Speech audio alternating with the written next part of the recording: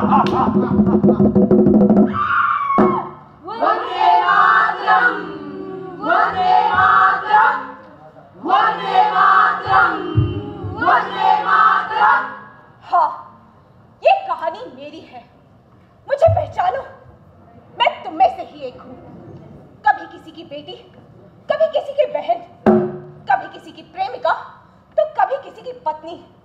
ये सारे रूप जिसमें है वो मैं हूँ, एक औरत। लेकिन सदियों से मुझ पर बहुत से अत्याचार किए गए, कभी पेट में, कभी घर में, तो कभी घर के बाहर इस समाज में। लेकिन जब किसी औरत के गर्भ में मैं ठहरती हूँ तो उसे कितनी खुशी होती है। उसका माँ होने का सपना पूरा होता है। लेकिन जब उसे पता चलता है कि उसके पेट में मैं हूँ तो कितनी बेदर्दी से मारती है। मुझे जीना है। हाँ, हम सबको जीना है।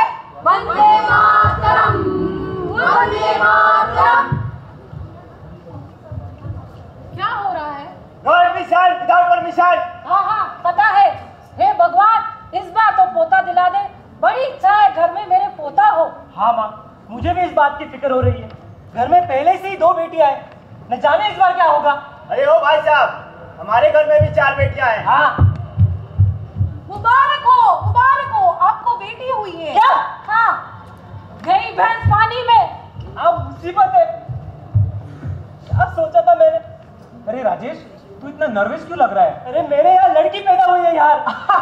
इस बार तो लड्डू मिलने चाहिए। अरे काहे के लड्डू यार, मेरे तो करम फूट गए ना। तुझे तो खुश होना चाहिए राजेश, तेरे घर पे लक्ष्मी आई है यार। अरे लड़का होता तो मेरा वंश तो आगे बढ़ा था, मेरे परिवार को फायदा होता। राजेश, बच्चे तो भगवान की देन होती है। लेकिन मुझे लड़की नहीं चाहिए, मैं इस लड़की को मार डालूंगा।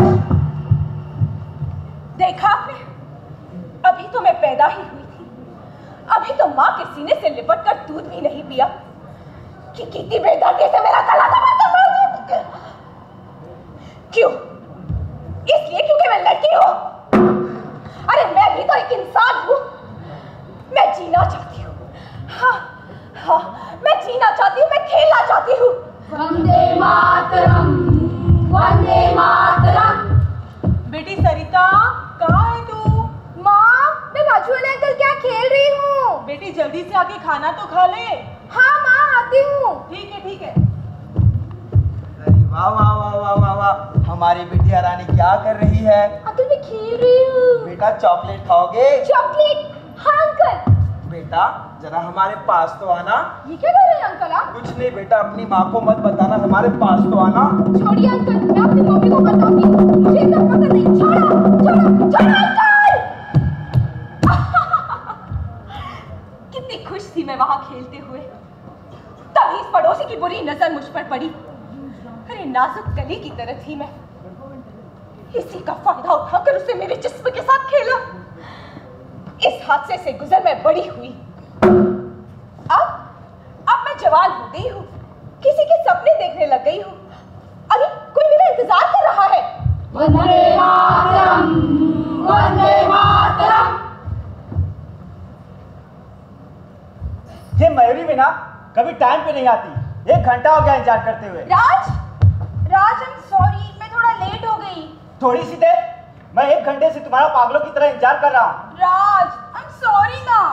अच्छा मयूरी, ये तो बताओ तुम मुझसे कितना प्यार करती हो? सबसे ज्यादा।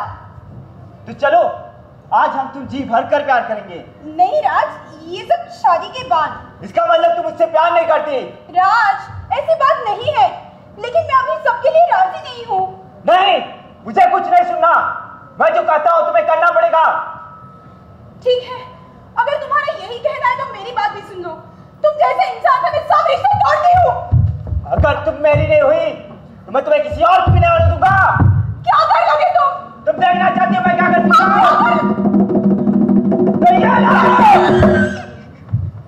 सारे सपने चूर चूर हो गए। जिस पर इतना भरोसा किया उसी ने भरोसा तोड़ दिया। मैंने तो सिर्फ प्यार मांगा था, बदले में मिला जिस्म का एक पुजारी और इंतजार से चलाओ चेहरा। आखिर गलती मेरी ही है। मैंने जब किसी के प्यार को ठुकरा दिया तो मुझ पे तेजाब फेंका गया, मुझे बदनाम किया गया। क्यों? आखिर क्यों? शादी तय की जाती है, कितने भरोसे से अपने आप को सौंप देती हूँ, एक नई जिंदगी की शुरुआत करने लगती हूँ। अरे ओ महारानी, काम पूरा हुआ कि नहीं? कर तो रही हूँ ना माँ जी। हाँ, तू तो बड़े घर की बेटी, बड़ा घर सिर्फ दिखावा। हाँ। देखिए माँ जी, आपको जो भी कुछ कहना है मुझे कहिए, मेरे मायके के बारे में क्यों हमेशा ताना मारती रहती है? अरे बढ़िया ही मायके वाली, दहेज में 50,000 रुपए दिए थे, कहा था 2 महीने बाद रकम भेजेंगे, अभी तक तो नहीं भेजी। दिया तो था माँ जी। अरे जा जा, अपना काम कर, बढ़िया ही जबान लड़ाने वाली। बेटी जरा पानी तू लाना। लाई मम्मी। भैया ये लो पानी। तूने पानी क्यों लाया? आरती कहाँ है? वो तो आराम कर रही है भैया। क्या? हाँ। आरती, वो आरती, जी कहिए। मैंने तुम्हें ब्याह करके घर में आराम करने के लिए नहीं लाया है। पर मैं तो दिन भर काम करके थक जाती हूँ। नहीं भैया, झूठ बोलती है ये। झूठ? झूठ ये लोग बोलते हैं, हमेशा मेरे मायके के बारे में ताना मारते रहते हैं। क्या कहा तूने? हाँ, झूठ ये लोग बोलते हैं। देखा बेटा, कितनी तेज चलने लगी है इसकी तुमने जबान। मेरी माँ को झूठी कहा, तेरा मुंह तोड़ दूंगा। मार डालो मुझे, मार डालो, ताकि इस तानों से तो मुझे छुटकारा मिल जाएगा। ताने ताने क्या लगा रखा है? एक तो तेरे बाप ने मुझे दहेज में दिया है क्या? ऊपर से तू मेरी माँ से जबान चलाती है। दहेज के लिए इन्होंने मुझ पर कितने से अत्याचार किए। इसी दहेज की आग में मेरे जैसी ना जाने कितनी औरतें जलकर राख हुई। जिसमें तो जलकर राख हो गया, लेकिन रूहें आज भी जलाती है। इस दहेज की आग में क्या पहुंचेगी? वंदे मातरम, वंदे मातरम, वंदे मातरम। देखा आपने, यही होता रहा है हमारी समाज में औरतों के साथ। हम सब इसी वृत्ति को बदलना चाहते हैं। अरे ये वो देश है जिस देश की राष्ट्रपति एक औरत है। अरे औरत तो चांद तक जा पहुंची, लेकिन आपकी सोच यही गिरी पड़ी रह गई। ठीक कहते हैं आप सब, स्त्री पुरुष समानता आ गई है। अरे आपने तो हम औरतों को 50% आरक्षण तक दे दिया, लेकिन मैं आपसे पूछती हूँ, क्या ये 50% आरक्षण आपने अपने दिल से दिया? नहीं। बड़े गर्व के साथ कहते हैं वंदे मातरम। वंदे मातरम यानी भारत माता को वंदन, हर एक औरत को वंदन करना। क्या ये पुकार आपके दिल से निकलती है?